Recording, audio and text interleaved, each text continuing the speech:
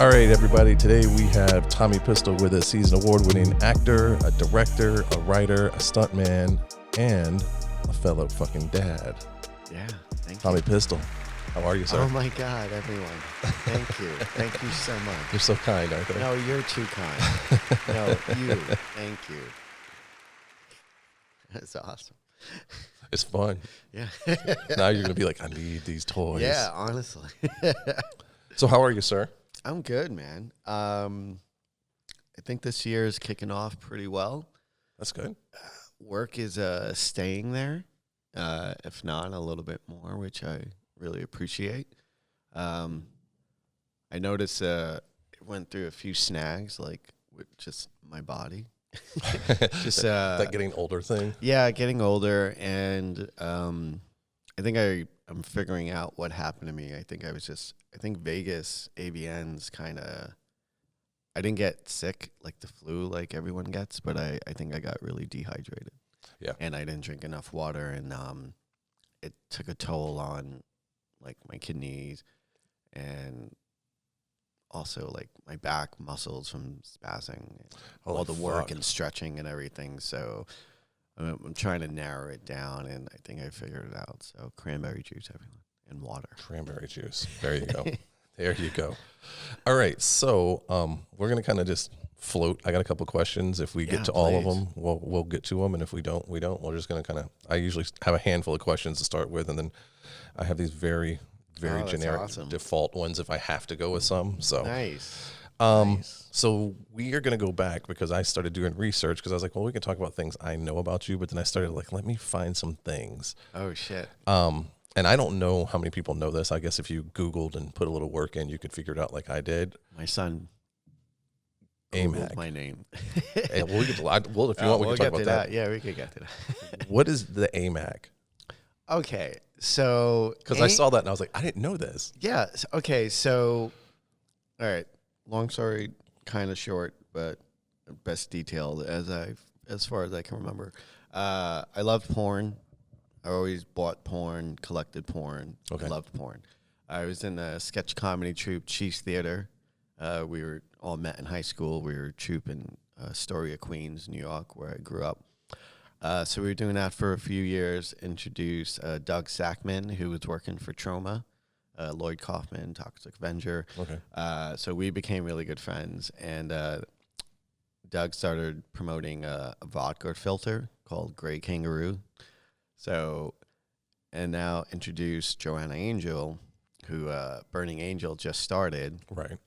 And Doug and Joanna were throwing parties together. You supply the girls, we'll supply the liquor, blah, blah, blah. So they're doing that. And then I come in and I was like, whoa, Burning Angel. And I just got like my first computer. So my mind, like DVDs, like, right. Or like, I don't even need this anymore. Right. I can watch this on my computer. Yeah, and there was so much. So I knew Doug, and then Doug knew Joanna. I loved porn so much. I was just obviously like every guy, like I wonder if I could do that. Right. But now I actually had somebody to introduce me to somebody who might actually give me a chance. Right. So, Doug introduced me to Joanna. We had a meeting. It was in a bar in Brooklyn. It was really awkward. And like two things specific that stands out. She was like, well, do you have any barbed wire tattoos? And I was like, no. She's like, if you did, I couldn't use you. And I was really? Like, yeah. And I was like, yeah. And then she like, how's big your penis? And she was like, here. And I was like, yeah, you want to bring those in a little more. A little more. So basically Joanna's like, okay, I might use you. But then there's two other guys I might use. So I'm figuring that out. So those guys, for reasons, fell apart and didn't do it. And then she went with me. So we did the scene, and then the whole thing came up of, were you going to call yourself? And I thought it was funny. Like, I guess it's more of a New York thing. Like, hey, Mac. You know? So that's in my head. And my friends were like, that's fucking hilarious. That's awesome. Yeah. And I was like, hey, Mac. So on the first I think the first copy of BurningAngel.com, the movie, I'm titled as AMAC. And then she was like, I don't want the first scene with someone named AMAC. Like, can we change it? And I was like, yeah, I didn't really, it's not like I have to hold on to his name. But she actually came up with Tommy Pistol. She said there was a Tommy gun that just came out. I think he was in it like a year before me or something. Okay. And then there was another Tommy gun. I was gonna say which Tommy gun is it? The Tommy gun that's still around? She wasn't specific. Okay. She just said there. She specifically. I remember she's like, he's Tommy gun, and your dick's kind of more like a pistol, like a pew pew. It's like, you know what? I don't care. Call me whatever you want. I'm fine with that. Yeah, just let me fuck you. So that was the history of AMAC. No shit, because I was like, I didn't know. I was like, where did I had to ask. And now I actually bought a shirt that says AMAC. Because there's a male performer now that works with is it J-Mac or something like that, or Mac? I sound like I think that. he's out of Florida, but he's something Mac, I think. Yeah. I don't know.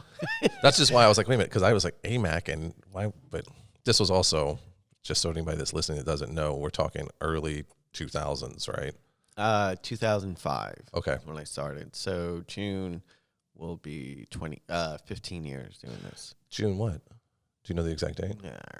Mine's June 27th is the day I showed up in California to start making porn in 2004. Well, June 7th is when I moved out here. Okay. So that's the wife's when I birthday. left New York. Oh, look at that. Mm-hmm. See, now you two have that in common. I started porn, you were born, except it was a few years later. Yeah, I kind of really love LA also, leaving New York and stuff. So. You prefer LA over New York? I do. I worked in maintenance for 9 years, and I had to shovel snow up in the Bronx. Okay. And it was like at the top of this hill, and the wind was so strong. It didn't matter what you had on. Like, we would get drunk just to fucking work because it was so cold. Just to stay warm. Yeah, just to stay warm. Fuck. Yeah. So I don't miss snow. No. And if I like the fact if I want to see snow, I could drive up to it. Right. So I really do love LA. I lived in LA. I met my wife there. I met some of my dearest friends in LA. And it's always going to have a special place for me. But there's such a hustle and bustle with the LA Hollywood scene. As far as I will say this, like one of the perks of being in LA, and you know this, and anybody that lives in LA knows this, I don't care where you go to eat, the servers are the most attractive people anywhere. I don't care what city you go to in LA, they always are going to be more attractive. Yeah, and they're all trying to be movie stars, right? With the hope of someone noticing them. Like what I noticed when I moved out here, like literally any day of the week, there is some kind of event or movie or signing or guest appearance of someone that you admire if you really love movies and everything that you could go to. So like moving out here, like I remember seeing, going to see like Shakes the Clown and like Bobcat Goldthwait. Oh shit! Yeah, did I say that right? I think it's Goldthwait or Goldthwait. I don't know. I always end up with like Gold Bobcat was introducing it, and I was like, I would never see like it happens in New York, but here it's so frequent and it's amazing, and I love it because I feel like New York, and I've only been to New York once, and that was when I went and saw Danny. But watching her and people in New York, it seems like it's more theater and less movie. Well, yeah. New York is definitely more theater. I mean, Midtown is like, 42nd for like 10, 15 blocks is all like little theaters everywhere and stuff. Okay. And New York's a great place if that's what you want to get into. I would say that's where you go. Right. But I feel growing up in New York, like you're talking about the hustle and bustle in LA, but New York, it's just no matter what you do, like Manhattan is like just everyone's speed walking, there's traffic, there's so much, like people are so closed in. And I remember going back there a couple years after my kids were born, and I was like, this is insane. Like, it is so fucking crowded. I remember on 42nd, they couldn't extend the sidewalk, so they had to make signs. Like, they had to make things so people could walk in the street, basically. Right. Because too many people were getting clipped by, like, taxi drivers and stuff.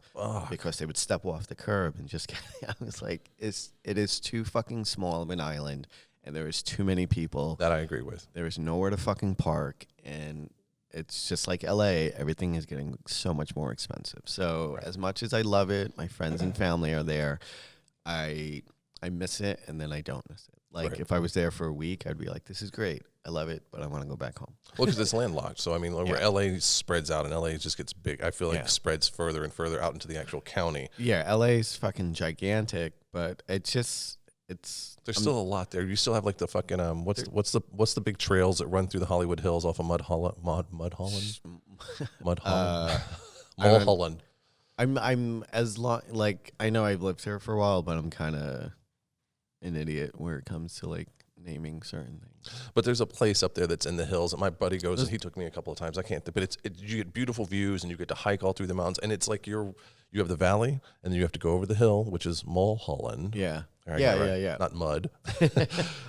And then there's Hollywood on the other side of the hill, and there's up there, what the fuck is it called? It's Runyon Trail. See, Anyway, you go up there and you see the people, and they're really pretty, and they are all dressed. Oh, there's way more prettier people in LA, I would say. Yeah. And just New York with the fucking humidity and the heat, like, it's always nice out here. Like, the most I need is like a fucking sweat jacket. Right. And I don't know, I think that says a lot for like New York's, like, everyone's so like angry and bitter and yeah, and it's just like no matter what, it's like, hey, have a great day, fuck you. Yeah. Like I stayed in Manhattan when I was there, and I was I think 6 blocks from the Empire State Building. Yeah. Because I was like, it was dreary, and I went in a day early because we were going to do some other things, and it fell through. So I was like, I've got a day, and it's even though it's kind of rainy and overcasty, I've got to go do something because it's New York. So no matter how nice the hotel is, I'm still in this little box. And I went walking, and like there was a sex museum that I thought about going to, and everyone that I talked, like I kind of put it out on social media, and they're like, "Don't waste your time. Go do something. You do the real thing. Don't bother." Yeah. So I walked over to the Empire State Building, and just like the Hollywood sign and most other iconic things, I looked up and it was like, this is a lot smaller than I expected it to be. Because it's the Empire State Building. And from being a child, this thing is huge and it's magnificent, and it was beautiful, but it wasn't that impressive. Yeah. Like I'm glad to say I got to like go in the World Trade Center and go to the top and see that, and no shit. Yeah. Yeah, there's things about New York I really do love. And it's sad too cuz so many things are gone now, like especially in like St. Mark's, like CBGB's and like Coney Island High, like all those like really famous places where bands would play, and like just the whole aesthetic and character to that whole area it's just fucking gone. Yeah, gentrification. And it's just, I mean, it's just landlords fucking suck. Yeah, we ran into that in the Bay Area, San Francisco. Yeah. You would watch it, and you would suddenly like, oh look, there's another a fire, and it's like, well, are you fucking kidding me? Yeah. Are you fucking kidding me? Well, they just raise the rent till like they're fucked, and you have no choice. Right. And it's really sad, but I'm glad I got to see and experience a piece of it. That's awesome. Since we're talking about it, I've got this down on the as one of my things, this subject to talk about today. Speaking of New York, you seem to have created quite a pastime of harassing what I refer to as the Cheeto in charge. Oh, Trump. Yeah. Well, yeah. So when I lived in New York, I worked a maintenance job, and I've known, like, I got to meet a bunch of people who were in the union. I was in the union 32BJ, and it was like the porters, handyman, superintendent kind of union, for the city. So I've actually met people who said they worked for him, and this motherfucker, like, they would do finish a whole floor and repair and blah, blah, blah. And this son of a bitch would like try to fucking lowball him. after like they agreed on a price, and they would like, well, we're taking you to court, and he's like, fine. And you know his whole thing, like, Right. I could go to court forever, can you? Like, Right. so it's just like, even before he was president, like hearing that stuff about him, like he's a piece of shit. So you disliked him way before he I was dislike, yeah, like I just never, I like everyone in New York seems to know he's a scumbag. But he's iconic. When I was he's an iconic scumbag. When I was across the street from the Empire State Building, they have those, you know, it's on one, and I don't know what street the face of it is, but on the other side, there's all of these little shops that have the souvenirs and shit, and there was so much Trump, and I'm like, are you fuck? And it wasn't MAGA shit; it was just Trump, and I'm like, is he that iconic in the city? And well, I mean, yeah, he would. I mean, before like all the stuff comes out, like my dad read his book, you know, whatever the fucking name was, and then we find out he didn't really write the book. So like he had this great persona and like image of being like this amazing businessman, but it's like, all right, like anyone could have been successful if their dad gave them like what, $5 million, whatever it was, at that time, to buy a bunch of fucking property and bankrupt them repeatedly. Yeah, like who couldn't be successful? Right. So the more you find out about him, and like he's just a fucking piece of shit. Like he cheats on all his fucking wives. Like there's no like good characteristics about him. No. Have you seen? There's a thing that floats around every once in a while, and I don't remember if it was him being sworn in or what, but there's a public event. Him and his wife are standing there, and it's a shot like, when she's smile, she smiles, and as soon as she turns away, she looks like someone shot him in front of her. Like her whole, she looks miserable. Yeah, her whole soul just drops, and I'm like you motherfucker. Kid, you know, his kids are sucking his dick and whatever. They're gonna support dad, but it's just forever I've known this guy sucked, and like everything he's saying about for America first. No, it's all for millionaires. He only wants to support millionaires. He's like putting like a $4.8 trillion budget to cut schooling, Medicare, Social Security, which is your fucking money. And they're trying to convince you it's not your money. It's like a privilege that they give you. But this is what, from the day you start working and paying taxes, that is your money, and they want to take it from you. So that alone should piss everybody off, because when you're fucking old, there's going to be nothing less, and then you're going to be like, oh, I wish I would have fucking did something. I wish I was mad then. Yeah. Instead of being mad now when no one listens. It's fucking disgusting. And whether this backfires on me, like talking shit at him on Twitter, I have no idea. I don't think that it has, because wasn't it his daughter that liked your comment? Yeah. See, I was talking to somebody online, and we were talking about when he first started putting kids in cages, even though they're immigrants, it doesn't fucking matter. They're still children. They're still fucking children. So I was chatting with someone, and they were saying that Obama did that also, but not to that extent of what they're doing. But I understand if people come over and they got to put them someplace. Right. So I think a picture they were showing was from when Obama was in presidency, and not that. And the way we were talking, I was like, hey, I just want to make it clear I don't support Trump at all. And Ivanka, Melina, they were tagged in it. So when I said that, that's when she liked the tweet. So it was either her hitting, yeah, I don't like my dad either, or is somebody else who runs her tweet and just mistakenly hit the like button. Did it ever unlike, or was it always like? It got deleted because it started for like 3 or 4 days. Like Ellie Magazine and a bunch of other people, like it was kind of blowing up, like Ivanka Trump likes porn stars tweet about hating dad. And I was like, this is awesome. Like, where is this going to go? Yes. And I always like bring it back. You know, thank God for screen grabs, right? Just in case you forgot, blink. Yeah. So that was kind of funny. And I mean, that whole family, I feel sorry for their son, because I can't imagine being a child and like, yes, you have people around you that like support your dad or whatever, or fear him, blah, blah, blah. But it's obvious, like, I can only imagine if It's he abusive. even gets to be around kids. Like, it's an abusive relationship that he's in because of him being such a narcissist, and him also he's always the victim.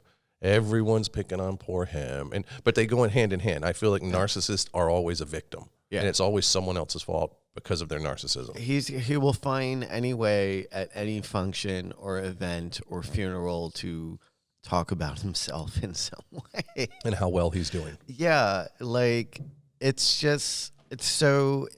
really, it's like a little lotion soothing an itch when I get to online call him a fucking baby, brat, child. Like, what the fuck is wrong with you? You're the president. Be a fucking man. Get the fuck off Twitter. Yeah, you aren't good at this. Stop it. Stop. Do you think that's like an ultimate goal? If he just finally blocks you, would you be like, now I win? Eric Trump blocked me. Oh, so you're on a roll. Yeah, I'm on a roll. Like it would be like, yeah, because I think there was a point where people were like, I really want to get blocked by him, blah blah blah, so trying to get it done, and some people did, and but it's just scary. I'm scared for my kids' future.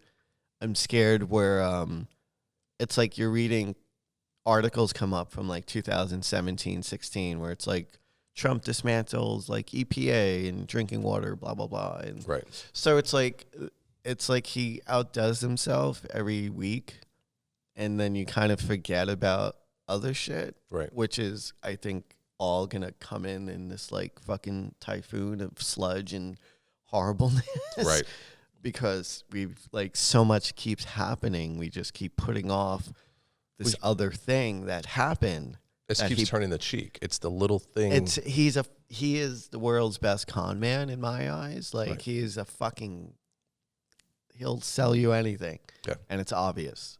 And he's a fucking cheat. So Bernie Sanders should be fucking president. Also fuck Hillary Clinton for there we go. DNC, like the DNC, right? Yeah. That whole fucking shabacle and like scam. So I really hope he fucking pulls through, because in my eyes, whether what they're saying he wants for healthcare and everything, if every other country could do it, what the fuck? Like, when everyone else does it, and they're like, it can't happen here. It's impossible. It's not good there. It happens everywhere except the places that are dictatorships, which is what he wants. But I feel like here's the thing, too, since we're talking about this fuckhead, is that he has always he's never come in first, and he's always wanted to be with the bigger boys. He he might be a millionaire, but he's not the millionaire. Yeah, and he's not even close.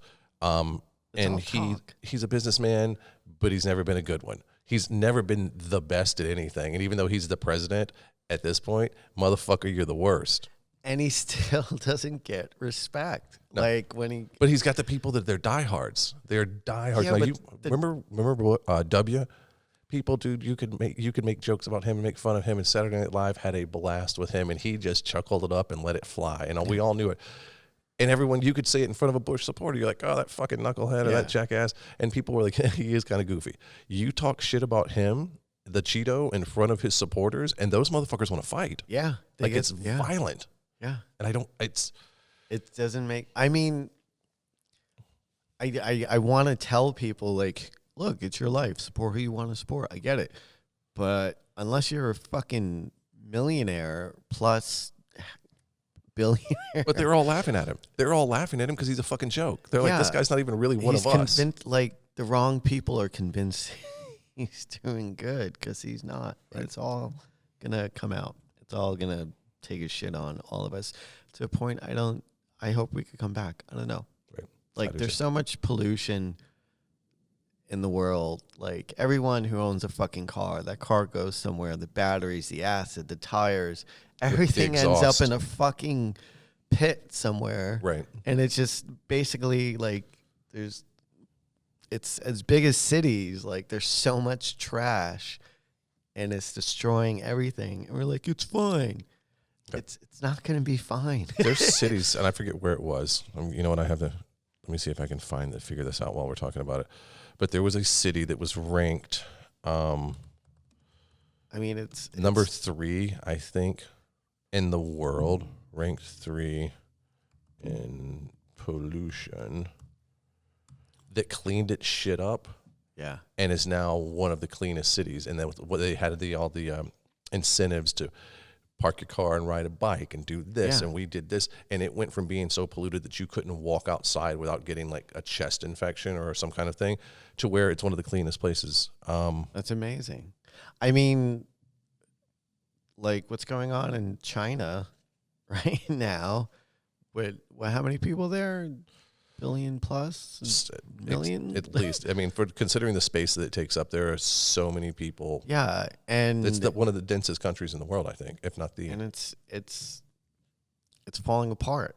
The government is to fucking blame a lot. Right. It's just there's so much going on, and it's just like we really need to say that climate change is fake. Like it's a world. It evolves, it falls apart, and we can only do so much to like keep it from, because it's gonna run a phase where it's just like fuck you. Well, I mean, the planet's gonna take a shit, and it's gonna be us that are the turds. Yeah, like, so we're gonna be the ones that are wasted away. I want my anxiety to all this. I want my kids to have a happier future. Right. Like I want them to not worry about fucking diseases and everything, and like be able to afford food and have a place to live and not have the polluted water to drink and bathe in. Right. So, or like have simple a things. respirator. I just want simple things for them to have. To walk out and have fresh air. Yeah. Like, but to say that is like, you're a fucking pussy and everything's fine. You're over exaggerating. I had someone the other day who I was talking about the weather, and I think it's been in LA the same way that it has been out here. Like we went from last weekend, 2 weekends ago, not this last one, but 2 weeks ago, it was 75 degrees. My kid had this football game, and we went to go see his game, and I'm sitting there with shorts on, and I actually got a sunburn. This is also Vegas, so it's a little hotter with the sun. Yeah. And then Monday morning, it was 37 degrees, and it dumped that quick. Like, it fucking got cold, and now it's worked its way back up, and I was talking to someone about it, and they're like, yeah, if you ask the right people, they'll tell you that's climate change, or that's global warming. I'm like, who wouldn't say that? Like, what do you mean if you ask the right people, motherfucker? It's what do you think? If you ask those people. If you ask those motherfuckers. And I was like, it's 70 degrees in fucking January, February. Yeah. This is winter time. It should not be 70 degrees. And they're like, yeah, but look how cold it got the next day. And I'm like, you're an idiot. Like, the fact that you justify your stupid remark with a stupid whatever, like, it just like, stop. Like, stop trying to justify ignorance by throwing dumb shit that it's not even relevant. Yeah. That one thing, because it got cold, but it's still like it's January now, but it was 70 fucking degrees 2 days ago, and now it's in the 30s. Yeah. When it's like fucking June and there's still like it's freezing in New York and disgusting. It's like, all right, should have been done a few months ago. Yeah. But look, I'm not like, I didn't go to school for this and everything. I'm just going on from what I read online and books and what I see on the news and everything, and just being on this earth for 43 years and right. It's like, we really like fuck coal. We don't need that. There's other ways we can have proper clean energy and everything, and like the old ways we used to do stuff, like it really needs to fucking change. Right. Like, and it's just for everyone's fucking future. It's scary. I'm scared. I'm scared about the water I drink. I'm scared about the food, what people say is healthy now and not healthy. And it's just like, as you grow up, as I've grown up, it's like, oh, I shouldn't be eating this, or their fucking pyramid of food was actually wrong. It's like, this is all bad for you. But how do you feel about hunting? I would love to go hunting. I never went. I think that would be amazing. Have you ever had like wild game before? Not like killed and then cooked and then ate. But known someone who was like, hey, I went hunting and there was this deer or this elk and I want to serve you some. No, I don't think I have. It's completely different. Obviously, there's the gaminess to it that some people are like, it's too gamey. Yeah. But it's night and day. Like the flavor, and people have gotten so far away from what comes in most grocery stores now that when you taste it, when you get real, this isn't processed, this was plucked straight out of nature and it was harvested in a correct way that wasn't horrible and fucking over the animals, the taste is different. Like my kid, when we first moved out here 3 years ago, because my brother's a huge hunter. I love it. I haven't been in a long time, and there's processes that still have to jump. There's hoops I still have to jump through, and I just have to make the time to do them. But the first thing my kid ate out here, the home cooked meal, was deer heart. Whoa! Like I showed him, we pulled it out and the raw heart, and we set it down on a cutting board. And I was like, "Do you know what this is?" And he was like, "Nope," because the heart is, the little red heart. So we explained to him, this is what it is. And my brother's showing him like, this is this and this is this, because my brother's also an RN. Yeah. And he's explaining the anatomy to him, and he starts cutting it to show him, the inside of it. And he's like, "We're going to eat that?" And we were like, "Yeah." And he's like, "Okay." And my kid at 5 years old, 5 years old, he had just turned 5 years old, was eating fucking heart. And he looked at it and was very aware, this is an animal heart, and I'm going to eat it. And to this day, he's like, "I love heart." Ah, that's awesome. So, but it's like you get the nutrients, and I bring all this up. I'll just skip over the nutrient part and just go straight to it. I bring this up I think that's one of the reasons that we, as a society, are fucking up. I read an article recently where they talked about that the anxiety levels are higher in humans than ever before, especially in Americans. Depression is high, suicide rates, all of these things are super high, and it's because of the comfortable life. And I posted this on Twitter recently, that the comfortable life, there's a quote, I'm not going to pull it up, but basically what it's done is we have worked so hard to make everything easy for us that our DNA that needs to hunt and it needs to harvest, and not everyone has to go out and kill an animal, but go out and fucking grow a garden. Go do something. Your body has not designed to sit here. If you were to take a cheetah or a zebra or any animal out of the wild and make them just sit still, they're going to fucking turn into psychos and probably eat their own body, because they're like, they don't know what to do because their brain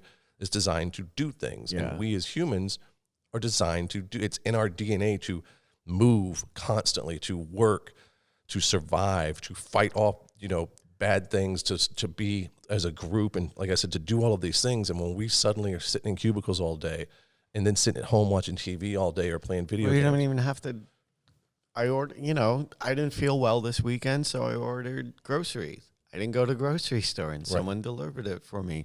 But I mean, most of the stuff I'm bought on Amazon now. It's just like leaving the house. It gets, I don't know. It's like, do I really have to go out? Because I mean, being a dad, like I feel like every time I leave the house with the kids, it's like, all right, like spending $100 no matter what. Right. Even if we like have lunch and dinner or lunch and breakfast or whatever, go to the movies, it's like we're throwing down like a lot of money. So that's sometimes where it's like we could go to a park and we do that and stuff, but if I'm not feeling great, like let's just hang out here and we could play board games or D&D. Well, we're all guilty of it. Yeah. It's just, I mean, and I feel like you're still just what you just said. I feel like you're still getting great quality time with your kids. I'm getting because it's still, we're interacting. Like if we're watching TV at home, we're watching some. We go to the movies, we're watching some. We're not really communicating, but like we can still have a conversation and do things like at home and stuff. So it's not totally like you go in the other room and I'll do, go do whatever. Like I try to spend as much time as I can with them. Right. Like they're amazing. Well, I've seen pictures. I'd love, because your personal account is still public, right? Yeah. Okay, because that's like when you went from your personal and did the Tommy Pistol, and I was like, I'm so glad I'm in this little knit circle that I still get to see these awesome little babies growing. Yeah, it's I just had to separate it, and I don't know why I didn't do that in the beginning. There's a lot of things I didn't know why I didn't do. Well, I was the same way. I got the Danny Daniels kiss on my Instagram, and it went from where I posted nothing but pictures of my kid, but because it had the same John Paul the Pope, because I never needed to separate it because I was never putting work stuff. It's always my kid. Yeah. All of a sudden I had this massive influx, and I'm like, oh shit. So I had to shut it. I think I changed the name and then created the secondary John Paul the Pope. Yeah. So it still had the tag, but it wasn't the same, the same one. Yeah. And I still, because if you search John Paul the Pope, my name shows up. And even though I've changed the screen name to something different, people are on a weekly basis trying to tag into that one. And I'm like, no, that's my kid.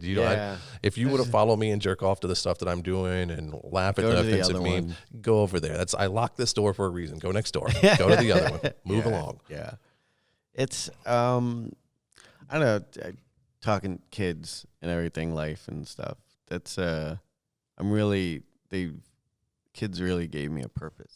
I feel like if I didn't have them, things would be cool and probably have more money and blah blah blah. You'd probably be and maybe not the best health because you're still doing crazier shit. I would be anyway. I wonder where I would be mentally. I might, like, I've always been a pretty down to earth guy and chill, but I've always been kind of wacky and like I want to be the funny guy in the classroom and stuff like that. But definitely having them like gave everything that I am doing, like, that's work.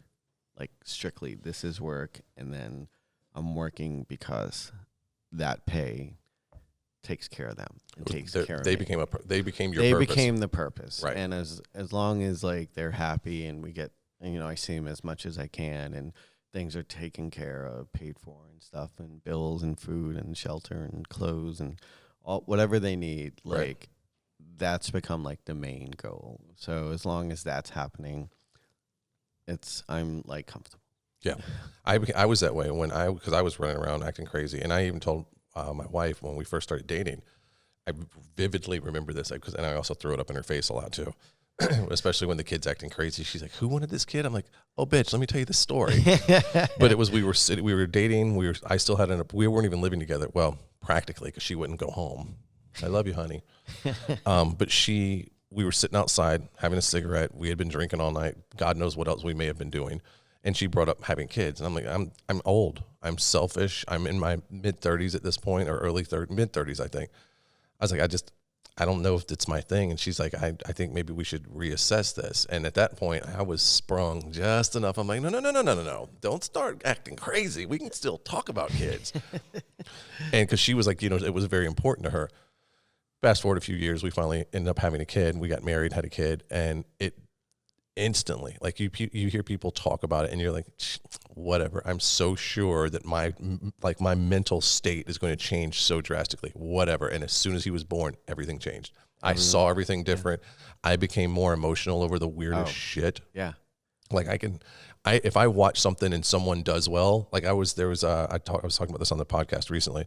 There's a show on Netflix, a mini series or whatever, and it was called, it was a hip hop contest, and it had like T.I. and Cardi B. I'll look it up and tell you the name later.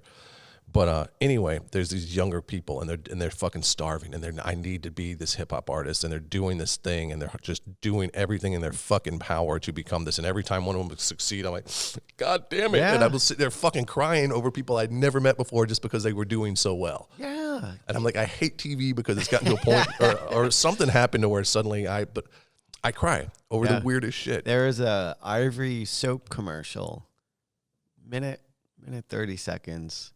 And it's just a clip of kids yelling out to their dad. Oh, shit. You're already getting me to say it. And I'm like, don't say it. And it literally every time, I believe it's either Dove or Ivory soap, and it's a dad commercial. And it's just their kids throughout the stage yelling, Dad, whether they were jumping in the pool or she broke up with her boyfriend or was like helping her get dressed. I cry every time because it is so goddamn touching. And it's I relate to it so hard. I've got a buddy back in LA. He, if he were to walk in this room right now, you'd be like, do I need to be worried? Like, he has an appearance. Like, I'm burly looking. This motherfucker, he looks like he's packing, and he would just shoot anyone for the fuck of it. And he doesn't even like guns, but he has the look. He's got the big white t-shirt. He's very gangster looking, and he's tan all the time, so everyone thinks he's like this kind of like badass vato kind of cholo guy. I hope cholo's not PC. And he looks like a badass, and he is some white Viking from fucking Minnesota. But and when he gets drunk, because he speaks Spanish too, so when he gets drunk, he fucking and people are like, "What is he?" I was like, "He's white," and you've all been fooled because he's so white. But he is a dad, and his kids all are grown and married, and he's actually a grandfather now. And he's only like 4 years older than me. But the funny thing is, we were roommates for so long, tampon commercials. Oh, no. He'd start fucking crying. And I'm like, what are you crying about? He's like, that's so sweet. I was like, it's a fucking tampon commercial, dude. Or like The first time him and I came to Vegas, because they have the brother that was talking about the Hunter and the RN back in the early 2000s, he was out here because he was still from the 90s, basically, from where he had been working in the bars, and he was just trying to get through before he went up to school. And we came out here, and we're hanging out at my brother's place, and I'm talking with him and his roommate, and my buddy's sitting in there watching TV, and I'm not paying attention. You hear, what the fuck is going on? I walk in there, and I'm like, what are you doing, dude? And the TV, the way the room was situated, you couldn't see the screen. Yeah. And I'm like, what are you doing? And he was like, this fucking movie, man, it's so goddamn emotional. I'm like, what are you watching? He's like, I don't know, what is it? And I turn around and look, fucking Forrest Gump. And it's not even the part where fucking the girl leaves him and it's like sort of sentiment. It was something I'm like, this is what you're crying. I think it was like the shrimp commercial. I don't know what it was, but it was one of those like, you're crying over fucking Forrest Gump. And Dude, but he walks in the room and everyone's like, oh shit. And people are like, what's this guy up to? And he's a fucking softie. He's the nicest fucking dude. Yeah. Well, he's an asshole, but he's very emotional. I love him, but he's an ass. Yeah, it's crazy. It's just, I mean, at this AVN, I saw Kira, right? Mm-hmm. She just had a child, and that's all we talked about. And like the second I saw her, I was like, so how is it being a mom? And she would like, we both got misty. Yeah, we got choked up, and she's like, it's the best thing ever. Yeah, I tell people all the time, it's the hardest thing I've ever done. If and you the best love thing. your children, if you're a good parent and you want to see them grow and raise them right, and you care and give a fuck about them, it will be an amazing experience. Right. If you're a piece of shit, self-centered sociopath, then you won't fucking care, and then they'll hate you. You know, and then maybe later you'll realize you made a mistake, but it's too late and you fucked up. Right. But it's really the best thing that has ever happened. Yeah, it's a bit. There's memes about that, and I agree with them every time I see them. I'm like, it's like, what's the best job you ever had? Being a dad. Yeah. Or what's your favorite title that you've ever had? Dad. It's toughest job, best job ever, most rewarding. I feel like I grew up really poor, and a lot of stuff I've done with them, like I was doing for the first time. So like seeing their joy and like, oh my God, and everything. Like first time I went camping was with them. First time I went to Disneyland was with them. First time we rode the roller coasters and seeing my son, like the shock in his face. And like I couldn't stop looking at him because it was so awesome it's like seeing myself experience it. And like, I wish I would have got to do all that stuff with my dad. Like I have very few memories of like a moment where we had together and I was like, this was awesome. There was the moment that stuck rather than the moment that you're like, fuck. The one moment that really stuck is we were watching The Naked Gun. Okay. Leslie Nielsen, and it was a part where he went to take a piss in the bathroom, but he has the mic on, and the whole press conference is going on. Yes. And I never saw my dad laugh so hard, and it was like kind of weird and surreal because like he used to do this thing when he would laugh. He would snap his fingers, and it's weird that people that can do that always do that when they laugh or they get happy, but most people like it's I don't know what it is, but he had, and when he walked, he kind of had that George Jefferson walk. Okay, it was like a period of time, where like that was like normal to do and acceptable. Right. He kind of had this weird swagger kind of thing. Yeah. And I was like, there's just things about it. But like, that's one moment that I'll never forget because I never saw him laugh that hard. Right. And like, we never traveled a lot to do things. And, we drove a cab. So he'd wake up at the crack of dawn and come home at night. So what I'm really grateful with the kids, like knowing I had that one moment with him. As of like right now, like I've had hundreds of moments with my kids where we would belly laugh and fall over and just make ourselves like crack up. Right. And they're so open-minded to jokes and everything. And it's it's like the best gift ever where you and your two kids are like laughing your asses off. Right. And like, it's so amazing. It is. And then there's nothing like, and to just the hearing them Just the hearing that thing, you're sitting there and you're just like, and it starts getting you. I hope all of you are as fucking misty-eyed as that I think him and I feel like we are right now talking about all this shit. I'm like, we got to find something to talk about. It's amazing. It is. And I say it all the time. Like I don't say his name, but I reference my kid on here all the time because I'm like, you know what? I think, what did I do? I think it was on social media. I was out here somewhere and it was hot and he had to go to the bathroom, and it was a place where it was just a fucking wall of porta potties. Okay, I got to sit here, and I'm sitting here, and I'm like, you know what? My hair looks good today. And I took a picture and like a selfie, and then it kind of being funny with all the porta potties behind me. So trying to be cool with shit boxes basically in the background, and then titled it something like "Waiting on My Spawn," and people were DMing me, "Oh my God, I didn't know you were dad." And I was like, I've never tried to hide it, but it was just. It's amazing how many people are like, oh, and it changes their whole perspective about you because they're like, wait a minute, you're a dad? And it's like, we're not just people that make porn. Well, yeah. And if you don't mind me plugging. No, go for it. So I started a podcast with comedian Rosie Tran. You can listen to it on Anchor. It's called Dirty Change Podcast. It's on Spotify and all the other things that Anchor promotes out to. So you're out syndicated like all the big places. Yeah, okay. Yeah.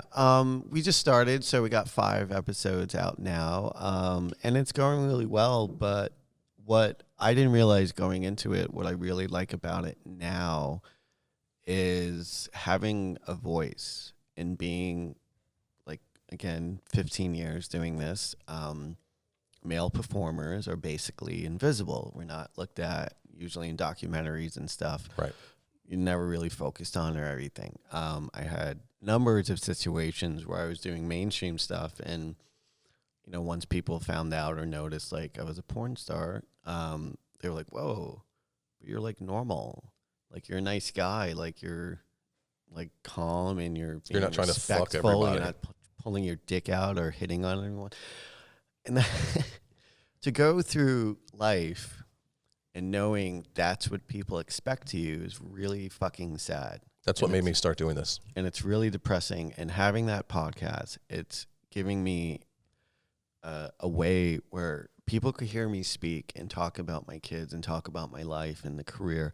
And it's, if anything, it's changing people's minds and how they look at us. Because honestly, like within the past weeks, like, it's kind of, it goes in waves at times, like doing this job, because you're like, okay, I'm getting by, I'm making money now, but there's an expiration date. Right. Like eventually I won't be able to do this. And then what am I going to have behind me to say I've done, or where am I going to go? Like eventually, yeah, what am I going to do when no one wants me to do the thing that I do now? When nobody wants to see me fucking naked, obviously, and like you can't blame them. But I'm going to want to see you naked for a long time, for what that's worth. I'll keep wanting to see you. But the fucking reality is what am I going to do? And like, I've worked many jobs. I worked cashier jobs, stock. I worked stocking shelves, not stock market. I worked at like maintenance and in a meat shop. Like I've done so much stuff, and I busted my ass, and I made nothing, like pennies. Right. But now I'm actually making money. It's like, but I won't be respected. I didn't go to fucking school. Like I finished high school. I didn't go to college. I don't have any master's degrees. You're one up on me. I didn't even finish high school. Oh. I dropped the fuck But the out. high school I finished was basically a high school for kids dropping out. So all I had to do was show up and like just be there and sign the paper. And they're hand like, okay, something. he's good. Yeah, and they're like, well, you got this far, so good luck for the rest of your life. Right. But I don't have a lot behind me except kind of my character and personality, and like I am a go-getter. Well, you got integrity. Like you got fucking tons of integrity, and because I have to, and like I've learned a lot from seeing other people in this business who let it get to them. Like if you always hear like I'm real respected and kind and like professional, is because I've seen what not doing that does, and not that was ever my personality to be a dick to people or like try to bully people. But like, things get around really fast in this industry. As big as you assume it is, it's pretty small, and we all know each other. So if you fuck up really bad, everyone's going to know about it. And I've seen that throughout the years. I've seen it. And I was like, my goal was just be professional, always be kind, respectful, humble, and everything. And it's done really well. Like, I know I'm not needed. I know there's somebody else waiting to take my fucking place and stuff. So I just always try to be the best of what I could be. And it is wacky and comedy and silly, and I'm doing crazy sex stuff and stuff. And that's just me, like, enjoying my work. Like, I want to be natural. I don't want to just be robotic and blah, blah, blah. So it's like, I love my job. I love what I have and what I've gained and the respect and everything. But, like, I know at some point it's going to be done. So being 43 and a dad, like, the question is, what am I going to do when that time comes? And, obviously, if I do well with enough companies, like wanting a directing job or something, like, I'm sure that would be there and offered out of respect and stuff. But it's fucking terrifying. Right. Because basically my career is riding on, like, literally 7.5 inches of flesh. Well, if I pull the foreskin, I got an even 8. But do you think that's one of the reasons that you got inspired to start your podcast then? Was so you were doing something that wasn't just based on it was something to it was an idea and that I always wanted to do, and, like, even with my girlfriend, like, we talked about it, but until I started doing it, I didn't realize how kind of important and, like, I needed something else to do and to express and talk. So it's like, I'm still getting to be Tommy Pistol, but, I'm getting to be wacky and talk and joke for an hour and stuff. So I'm showing different. You're pulling back the curtain. Yeah. And it really has become really nice. And for me, kind of therapeutic to do that.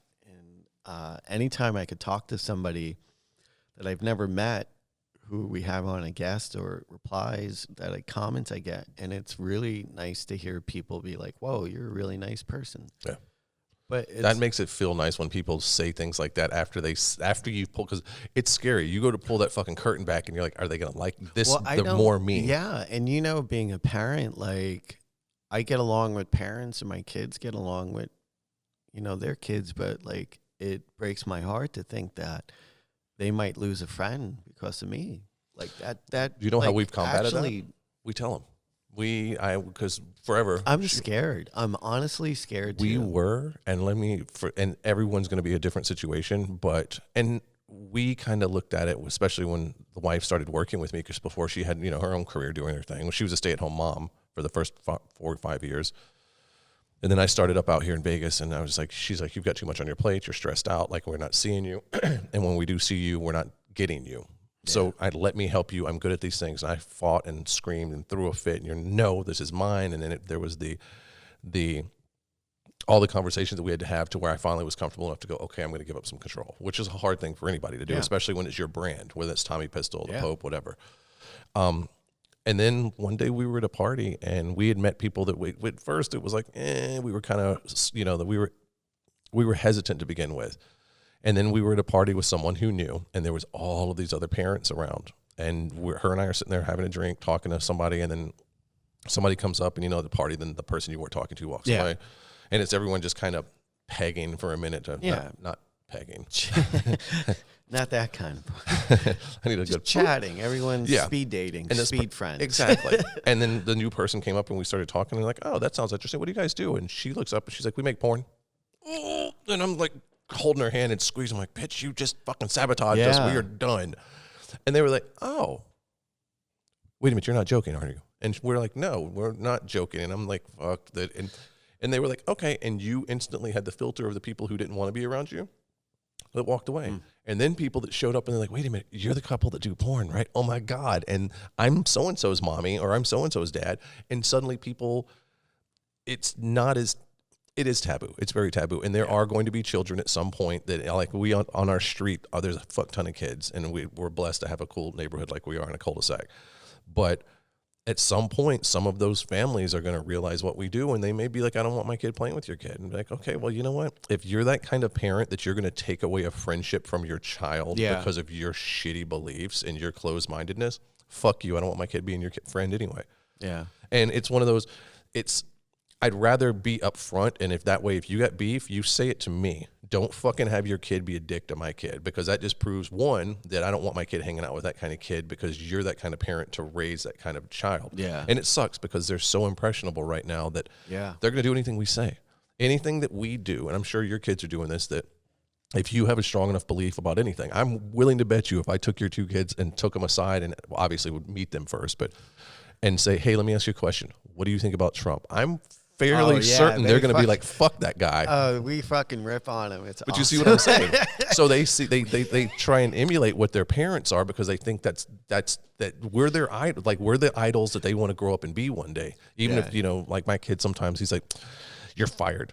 You're fired from this family. And I'm like, no, I'm not. Shut up and go to your room. Like, I'm like, you can't fire me. I created this family. Everyone has my name now. I'm the king. But it's one of those, we found out that just being straight with people, and if you don't like it, then it's better to get it out of the way now than to put in all that work with, neighbor Susie or neighbor Billy, and then them find out, 6 months after the kids have become super close, that they don't like you because of what you do, and now your kid has to suffer because some parent's an asshole. I mean, the thing that one thing about living in LA, and when me and my ex, we separated, like, kids don't get to play with kids in the street like when I growing up, like neighbors and stuff. So that kind of community friendship they don't have, literally, like, it's the friends they have at school. Right. And so, like, that's great advice for anyone, like, just be upfront. But it always, I guess I got used to and scared to approach somebody that my son goes to school with. Right. Because then if if it's your neighborhood, that's one way. Right. But then that could, like, my fear is that imploding at school, and then your son really, them really being, like, well, the teachers don't know. out. There's two families, there's two moms specifically that our kid, we met them through him. Like, the people on the street we've met because of us. We're like, hey, you guys are friends, and we actually like those parents, because there's some parents we just don't know and we don't hang out with. Yeah. But there's been a couple specifically from his school that one of them is a go to church every Sunday kind of woman. And she knows. She comes to us and asks questions. She's going through divorce right now, and she is the sweetest person. And her and I have actually sat down and she knows I don't have any beliefs. Yeah. I want to give my kid a foundation and let him make his own decisions. Same. Yeah. But this is where I stand. My kid goes to church with her on Sundays. No shit. Like, she comes and picks him up. They go do the thing. She hangs out with us all the time. And there was we're going to ease into this because it's a school thing. But at some point, it was one of those, kind of like a first date. Like, am I going to sneak in? Am I going to, all right, I got the kiss. Yeah. And they're either going to put their hand up or they're going to kiss you back. And we were kind of like, we spent enough time with them. There finally was hey, do you know what we do? And we offered it up just to be like, hey, because at some point we're spending time, we're getting to know each other. Our kids love each other. Let's get this out of the way now. Yeah. Situation. And it doesn't necessarily have to be disclosed, but it's like, I don't want to sit there and lie about it, because one day we're going to be cutting up and saying something, and I'm going to be like, dick, pussy, fuck. Oh, shit. Yeah. I know I still work at that cubicle. Like, then you're covering up a lie. Yeah. It sucks. I'm in the point where I'm, like, covering up, and, like, my oldest son has, like, a friend, and their parents, like, so what do you guys, and it's like, I do acting and when I can and stuff. And so I'm kind of saying that, and, like, you're leaning more towards that than this side. Yeah. And it's just, I don't like, they're like, our kids are really close friends, and the parents, like, we've talked and we get along, and, like, things are good. And I've talked to them about some things, and, I really like them, and it's scared. I don't know. I'm just scared. Like, I never would have made the jump on my own. If it weren't for her doing it first, I never would have done it. I would still be like, no, I run a small production company and we make really weird commercials, online commercials for people in small businesses. That's what I said. Yeah. I said that. It's a great cover because no one's going to be like, oh, that sounds interesting. How do you do that? Everyone's like, oh, you want some cake? Yeah, like they instantly want to change the subject. I've literally said that. It's a great ruse. I know when my kids were in preschool, like parents came up to my ex and they were like, we recognized your husband. She was like, oh no. And like she got all embarrassed and she told me, I was like, so they admitted they watch porn? Okay. Right. Like she came at me angry, like people recognize you. I was like, they were how jerking are off. they not? Like they were, so they're telling you they watch porn and they recognize me, so I should be ashamed. Right. They're the ones remind you how much this fucking preschool is that we're paying for, that I'm paying for, or splitting, and it's so fucking shitty. But I know eventually it's going to come out. It will come out. I recently had the talk with my son. I was going to say, I wanted to get to that before we run out of time. Yeah. So you had the talk with your oldest? My oldest. Okay. My youngest is it's not even necessary now. How old is he? There's 11 and 8. Okay. He still loves Godzilla and everything, but my oldest has always been more grounded and more aware, and his memory is insane. He is such a humble and kind person already at 11. It's insane. Like, I wish I was like that when I was a kid. Well, that means you're doing something right, man. Yeah, his brain is, his memory, it's just, every teacher is like, your son is one of the most gifted kids I've ever met and the most nice, That's fucking amazing. Yeah, so to have people consistently come up and say that, it makes everything I'm doing like, okay, it solidifies good. it. He's a good person. So I will keep doing this because I get to spend time with him and I love him, and that's probably the most important thing. Right. So that story is basically about a year ago. I picked him up from school and we're walking to the car, and he's like, "Hey, I Googled your name," and I was like, "What?" And he's like, "I Googled my real name." Right. And he's like, "I looked up your horror movie, Gruesome Death of Tommy and Pistol. In 2011, I released a horror film, like a mainstream one. And, I got the poster on my wall. It's the only one I ever did." Right. So I was like, okay. And he's like, "What'd you see?" And he's like, "I just saw stuff about the movie." And I mean, before really talking to him, because it was so surprise, like I instantly started sweating. I got like panicky, and I was like, "Okay, look, well, you can't Google anymore. I can't explain right now." Right. And he was like, "What?" But I was like, "I will talk to you about it when time's right. Just please promise me that." Right. So fast forward a year, and I was talking to his mom, and was like, "Things are good. I'm fine. Things are going to be great when I finally get to tell the kids what I do." Right. She was like,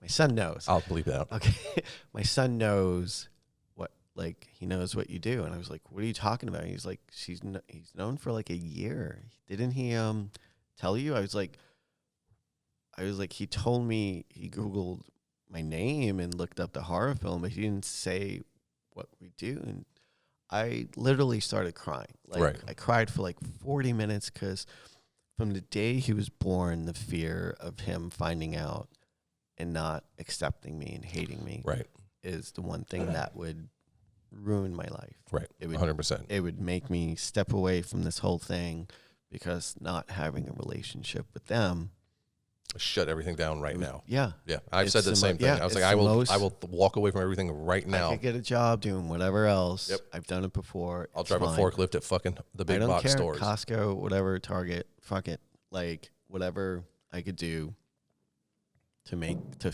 fix that, I would do. It. And so she tells me this.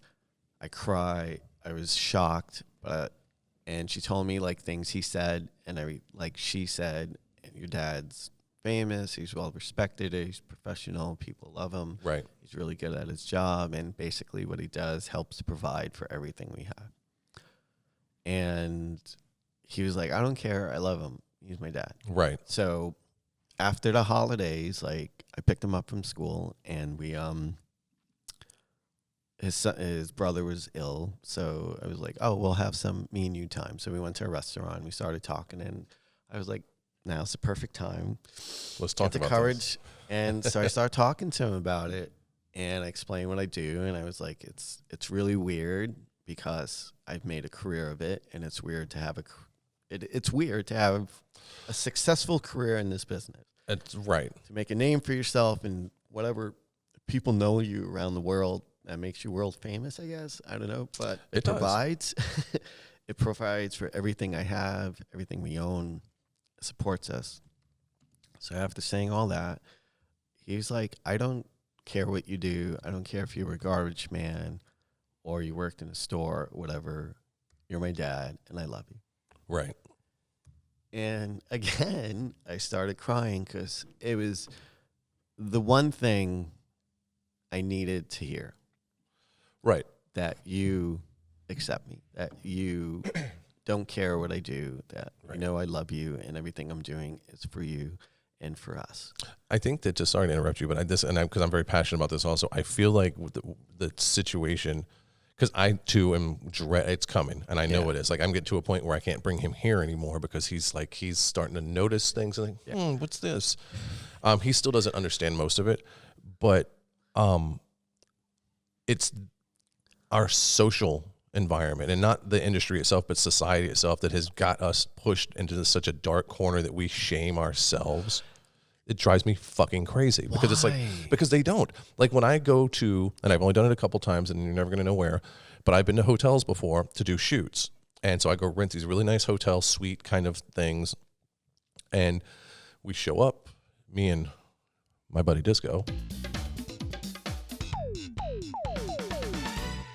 Him and I show up and we've got suitcases. I gotta get. That's amazing. We show up and we've got these big suitcases and we're pulling in, and they always, what's your business? And I'm like, oh, I'm just here and blah, blah, blah. And they notice the local ID. So they're like, oh, and I'm like, well, and I learned I have a meeting, and in my head, they all have x-ray vision and they all see the cameras and the bullshit lights and the stands that we've squeezed into these things, and everyone knows what we're doing, and none of them do. And better yet, none of them care. None of them are like, someone's going to be here to shoot porn and we're going to catch them. No one knows. They don't give a fuck.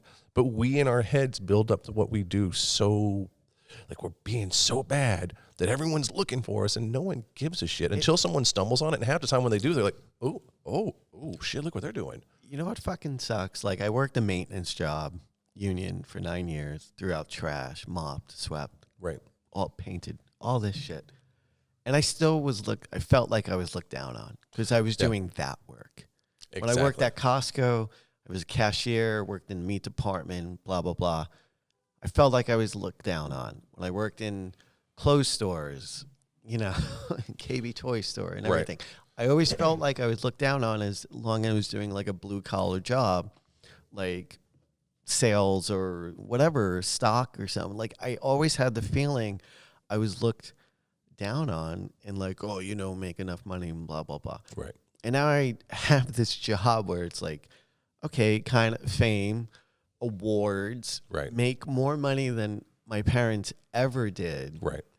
And I have the biggest fear that I'm still looked down on. Right. You saw the shame. It's a fucking cycle of bullshit. And it's just worrying about what other people think. Right.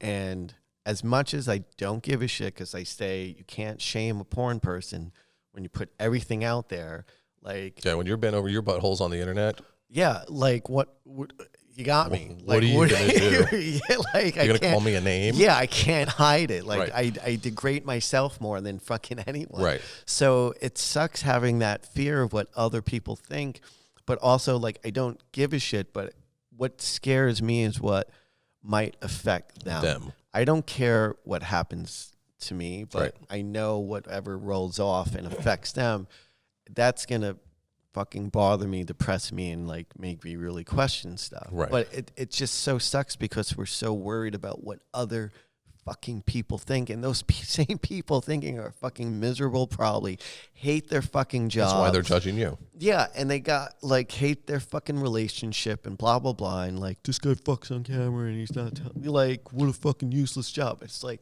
yeah, but you're the one sitting in a cubicle and you're miserable. Yeah, like I promise, I fucking probably make more money than most fucking people. Right. But it's just not respected. Our industry is not respected. I think we're getting there. So I gotta admit, Asa Akira just did a fucking runway show in New York on Fashion Week. Is like the first and amazing. Stormy Daniels doing her thing. Like, look at Danny Daniels doing her fucking thing. Yeah, doing her fucking show. Wood Rocket puts out Ask a Porn Star on fucking Amazon Prime. And that's, yeah.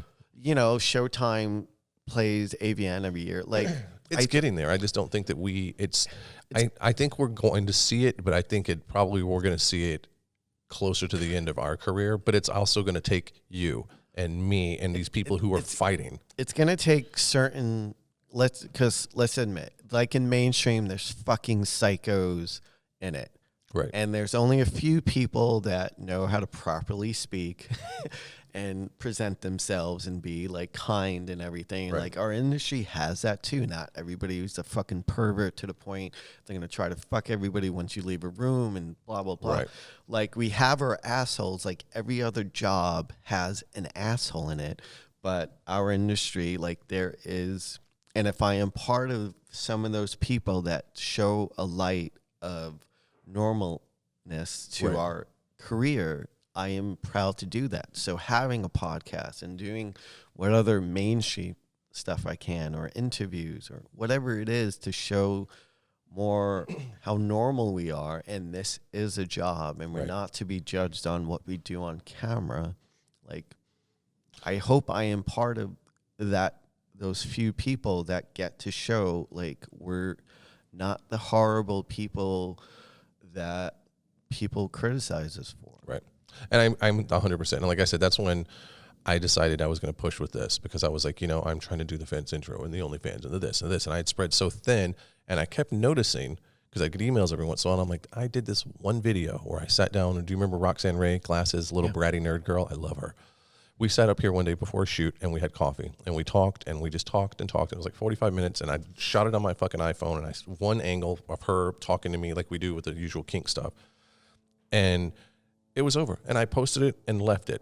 And a year went by, and it had like 7,000, 6,000 views or something. And I'm like, that's why I did that. And I kept saying I was going to do it, and why am I not doing it? So I started with, I'm going to start shooting it with my phone, and I've got the boom mics. And then I started doing it with better cameras. And then I moved out of the weird spot up front and came out here because I wasn't using the set.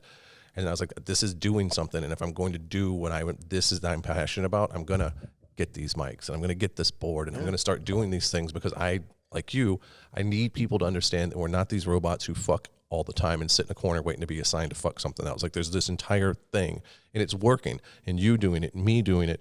I think there's a couple other people, and I think there's one that's actually titled, a podcast that's titled Porn Stars Are Humans Too, or something like that. So it's everyone amazing. Gets it. It's just a matter of, but if that person can get their following, and you can have yours, and I can have mine, and we can even cross promote and pollinate to where everyone says, I love this concept of them being humanized, but I want to hear Tommy's version instead of JP's today, or I want to hear this person instead of, or I think Asa even does one with Pornhub or something. I think it's more Pornhub oriented. So I feel like us doing it is what's going to start, because now we're having a voice and people are realizing that we're not these robots that fuck. So when we do start saying things about problems, people are like, wait a minute, I like this idea. I like this concept because it's coming from a different place. Yeah. Everybody, that's the biggest feedback I got is I look at male performers different now. I look at you different. Like which is, I'm glad like people are saying that, but it's so weird to they just assume something. Like, because I have sex on camera, they just assume I'm going to be a scumbag. You're a degenerate who likes to fuck everybody. And that's really depressing. It is. It fucking really is. Well, so imagine me. I don't even fuck. All I do is, I basically am known all over the internet for tying up women and poor girls and torturing them until they cry. And people are like, what the fuck kind of sicko is this? this one right here. This is me. It's I don't know. It's like we found, like, I should feel happy. I am happy, but it's like we found a way to have a career and make a living in something we like doing that's fun and entertaining. And it's not, you know, we put in the hours, but it's not like when I had to do the maintenance job and like covered in filth and trash and, you know, I still get filthy in different ways. and better you know, ways. I get shit. I literally get shit on and fucking urinated on. Like, but I'm fine with it because the hours are shorter. So, but and at least it's shit that you know is tested and you know the person. Yeah, I'm getting like clean shit. But it's really, it's crazy. It's like I found a secret way to fucking make a living and not hate everything. Like, it gives me an income and a life and the hours where I could still get to be a dad and have things that I want and not just be like bills piling up and I'm miserable and everything. Like, I have a nice life. Like, I'm happy. I'm learning to work out a lot of stuff about myself. Like, people consistently like email me on Twitter and Instagram and my relationship is bad and we're trying to, you know, and it's like the fact that people are like doing that, and the more I talk and be more normal, people are more comfortable to like approach and like ask those questions. Like, it's humbling. It's very humbling. It's really nice because I'm just learning, like, think outside the box. Like, your doctor's not always the one you should always fucking listen to, or your fucking priest, or whoever you get advice from. Like, you gotta open up your mind, and like this whole grounded, like, it's only should be like this is not the way it is. But like, you can reach out to people that you admire, like us, and because I don't get them probably as much as you or as much as some of the girls. Thank God, because they probably get a lot more dick pics too than I get dick pics. I do too. And I'll be like, I'll get one. that's a nice cock. Like, good for you. I just be like, I think you have the wrong pope. I think you're looking for the other one that doesn't have the full screen name. But I mean, it's I get them in every time, and when I write, I'm so humbled to read your words and thank you for the kind words. I feel like they're getting back and they're going, as I'm writing them anyway. I feel like the person's going to be like, great. So he sends this generic thing to everyone, but I don't. Like, I hand write every single time I respond to a fan, because it is important and it means so much to me to know that, like you said, we found a way around. We cheated almost, but we found a way to make money and be happy and be successful at what we do. And then we still are actually touching people, not touching, you perverts, but we are inspiring people. We're giving people an outlet to go, wait a minute, I can do this thing that it's not missionary with the lights off under the covers on Sunday afternoon. Yeah. You know, I can do these things in a way because it's empowering, because they see us doing it. And if we're doing it on the internet, that means the whole fucking world has access. So if they're doing it, fuck, maybe it's okay if I do a little something extra behind, you know, the door closed, and maybe one day I'll turn the lights on, and maybe I'll be like, hey babe, how about you stick your finger in my ass for a change, you know, or whatever. Yeah, like I did a thing for BuzzFeed with Paris Kennedy, and they wanted like porn stars giving advice to couples. Like, how do we make our sex better and blah, blah, blah. So, you know, we gave our advice, but one of the biggest things I was like, if you're a couple, you have to talk to each other. You can't be like, and if he likes this certain kind of porn thing, like, not saying you can't force anybody to like it, but you got to be open-minded to it, because that was there before you. So now either you say, don't ever look at that, and now he's sneaking off at night to watch it when you're asleep or in the other room or blah, blah, blah. Like, that's the part of relationship that you don't have together, and that's when you start having secrets, and then that piles onto another secret and blah, blah, blah. So my best advice was, like, if you're a couple, you got to talk to each other. You got to really step up and have the courage and be like, well, I like this and that. And, well, if I don't, well, then how do we make this work? Or you got to have your own thing. It can't be always this one way. And if you're forcing yourself to like the other person's way and you don't agree with it, it's going to fall apart. Right. Like, that's the biggest thing. And I wish I would have, like, I gave that advice thinking I was talking to adults, but like BuzzFeed is all fucking teenagers. Right. So it was like 100 comments of like, that was like one of the first things I did like kind of mainstream, like that was like millions of views and blah, blah, blah. Right. And it was like hundreds of comments of kids like, ooh, cringe. Oh my God. And then you got like an adult saying, this is exactly what people should be saying. Right. Like, this is great advice. It's not disgusting. Like, grow the fuck up. So maybe I would have worded it different, but I think you have being to be honest, I got to be me. Like, if they would have said, this is our crowd, okay, then I would have, but they didn't. So I was like, this is what's naturally the advice I'm going to give. Like, relationships are hard already. Having our job doesn't make anything easier. Right. It makes it fucking harder, like, honestly. But, like, you got to find a way to make it work and talk. Right. And to take it back to what we were talking about earlier about with the kids and like not knowing, having the conversation because it is a rough conversation. Oh, it's the terrifying. idea, but goes into, this kind of loops this all together, is the same thing you just said, is having that conversation almost to the point of, I'm going to nip it in the bud and I'm going to be straight with you. Because as soon as you are straight with people, the people are going to be, oh, cringe. Those are the people that know you're right, and they're going to play up because it's funny to be that way. It's just like, when a little kid sees something like they're not supposed to, they're like, hee, hee, hee. Yeah. It's because they don't know how to react.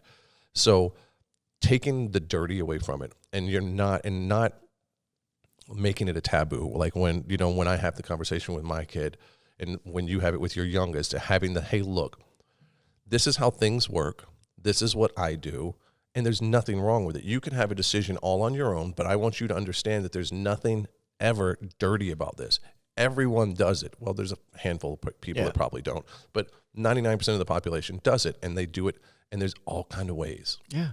That there's all kinds of different people and all kinds of different things and outfits and ropes and dildos, like all of this thing that makes this magical moment. You don't have to go into it at a kid's age, but you take the taboo, never make it dirty. Like, just take all of that dirty right out of it and say, this is very, not scientific, but, smooth the edges a little bit of it, just to kind of be like, this is what the things that happen. Mm-hmm. This is what I do.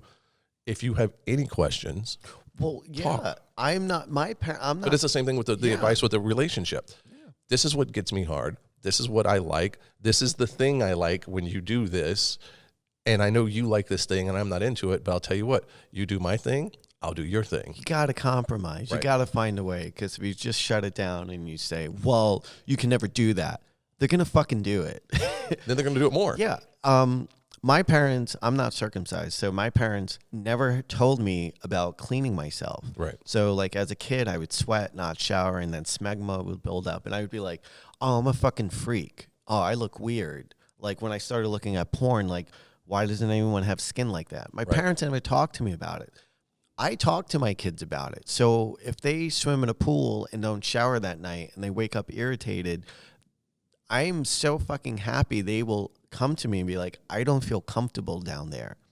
Right. And I'll be like, well, why? And this and that. And I'll explain what to do and what you have to do. Like, the fact, those little conversations, like, makes me so happy that they have they're comfortable enough to approach me and talk to me about it. And honestly, this job has made me more aware of my body and all things going on. And, like, instantly I realize stuff, because obviously we have our testing, and, like, just I have to be healthy. I have to, like, have a proper appearance. Right. And my genitals have to look camera ready. Appealing. Yeah. Or I'm not working. So having that knowledge and not being ashamed and, like, being able to talk to them about it, I think that's going to really benefit them. Because I'm not, like, I've heard always, and, like, there's just so much information in movies. It's just like, I got to talk to him about sex. Oh, no. And it's that's the problem. And then you don't, and then they're knocking up someone, or they got a fucking disease, or they're assaulting a woman because they don't know any better, because they don't know you're not supposed to do shit like that. Yeah. Like, it's fun. It's weird when I catch myself. We're watching a movie, and if, like, something comes on that's a little naughty, like, my son, like, looks away, and he's like, whoa, or if he sees a naked body or something, he's like, oh, and I was like, cover your eyes, and I was like, wait. We just watched a whole village of people get murdered, and I'm telling you to cover your eyes, like, over something that you actually have too, which is a naked body. I catch myself sometimes. I was like, that's fine. Right. Like, don't worry about it. Like, if you're looking at it's just a naked body. We go to the museum, we see naked bodies and paintings and sculptures and everything. I'm not telling you cover your eyes and when we're walking through the MoMA, like what the fuck? Right. It's so weird because you fall in this. That's the way we were raised. So it's unfucking systematic shit that our great grandparents were taught, and it kept coming down. And I feel like every what's the word I'm looking for? I just had a brain fart. Every generation, you know what? Maybe that's not so bad. And we're learning and we're growing up as a society that we know that, you know what? That was acceptable in the 80s. Don't you fucking ever do that, because it's not acceptable. It wasn't right then. It was just acceptable. So we disregard that. And now we're like, well, it's okay if they're kissing because mommy and daddy kiss, or daddy and daddy kiss, or mommy and mommy kiss, or whoever. The parental units still kiss. So why is it dirty that those people are doing it on TV? Yeah. Or that, like you said, the nudity, you've seen your body nude every single day of your life, and you've seen us nude until you get to a point where you're like, oh, dad, or so we all have it. So, but like you said, to have that going, but oh, look at that. There's fucking mass murder and gore.